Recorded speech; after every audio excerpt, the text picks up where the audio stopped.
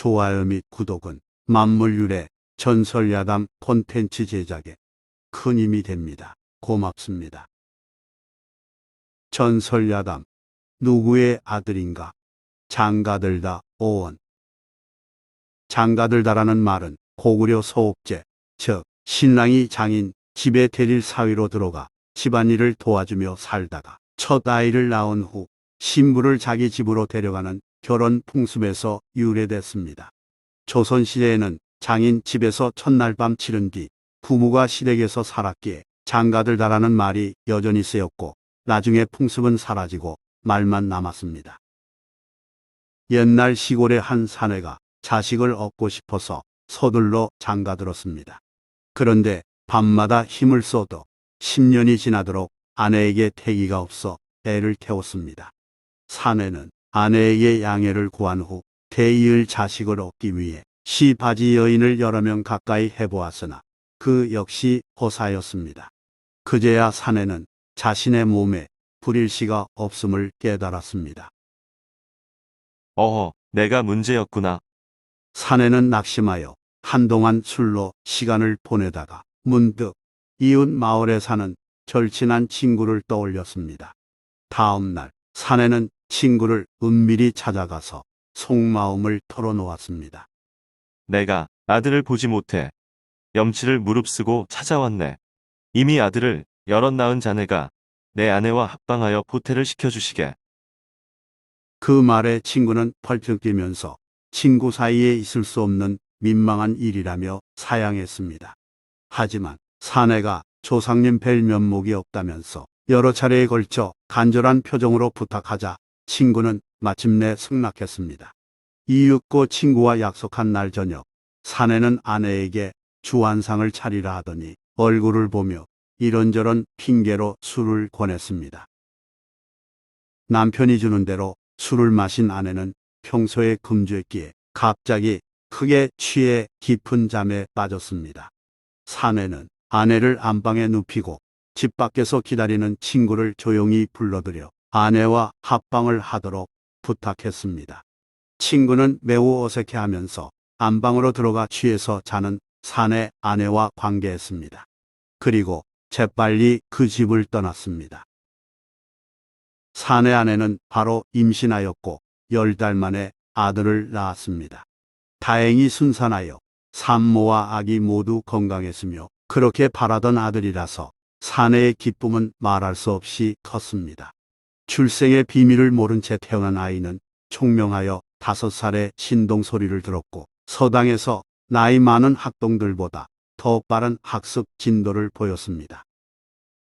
사내 부부는 그런 아들을 애지중지 사랑하며 키웠고 아이는 몸도 마음도 건강하게 쑥쑥 자랐습니다. 아이가 책을 하나씩 뗄 때마다 대단하다는 말과 함께 인근 고을에까지 소문이 퍼졌습니다.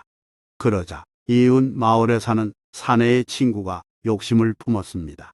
신동으로 자자한 아이가 자기 친아들이므로 그걸 밝히고 찾고자 한 것입니다. 친구는 사내를 찾아가서 자기 친아들이니 자신이 데려다 키우겠노라 말했습니다. 사내는 이제 와서 무슨 소리냐며 다시는 그런 말 하지 말라며 거부했습니다.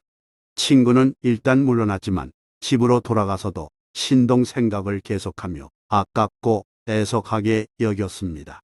자신의 아들들이 상대적으로 못났기에 더욱 그랬습니다. 속 끓는 마음이 견딜 수 없는 지경에 이르자 친구는 고을 사또에게 이른 아들을 찾아달라는 소장을 냈습니다. 사또는 사내와 친구를 각각 관하로 불러들여 문초했고 두 사람 사이에 그런 일이 있음을 확인했습니다. 사또가 신동을 친아버지인 친구에게 돌려주는 게 어떻겠냐고 권하자 사내는 다음과 같이 말했습니다. 대가 끊기지 않도록 부득이 그렇게 했고 친구가 비밀을 지키겠다고 약속했습니다. 만약 이 일이 아내와 아들에게 알려진다면 그 충격은 무척 클 것이며 기른 정 때문이라도 친구에게 아들을 내줄 수 없습니다. 사또, 이 점 깊이 헤아려 주소서. 사내의 말 또한 이치에 맞는지라 사또는 어찌 판결하여야 할지 난감해했습니다. 사또는 며칠간 궁리했으나 묘안이 없어 답답해하다가 일단 신동이라는 아이의 생각을 직접 들어보고자 했습니다. 하여 사내와 친구 그리고 신동 세 사람을 관하로 불러들인 상태에서 두 사람으로 하여금 신동에게 그간의 자처지종과 포태 과정을 설명하라고 명했습니다. 사내가 머뭇거리자 친구가 먼저 자기 입장에서 말했습니다. 그 말에 사내도 부끄러움을 무릅쓰고 신동에게 사실대로 밝혔습니다. 두 사람의 말은 약간 차이가 있었지만 대체로 사실을 벗어나지는 않았습니다. 처음 듣는 놀라운 사실에 신동은 조금 충격을 받은 듯 싶었습니다. 사또가 신동에게 누구의 말이 더 옳다고 생각하느냐고 묻자 신동은 조금도 망설이지 않고 자기 의견을 말했습니다. 사또 나리, 어떤 농부가 봄에 벽시 종자가 없어 이웃 친구로부터 얻어다 못자리에 뿌린 후 모를 길러 모내기를 했습니다. 그 후 벼가 탐스럽게 자라 익었을 때 벽씨를 빌려준 친구가 탐내어 농부의 논에서 자란 벼가 본래 자기 것이라고 주장한다면 과연 이 벼의 주인은 누구이겠습니까?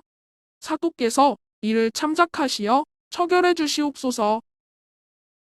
이 말을 들은 사또는 무릎을 치며 신동의 진정한 아비는 포태시킨 친구가 아니라 포태를 부탁한 사내로 판결했습니다.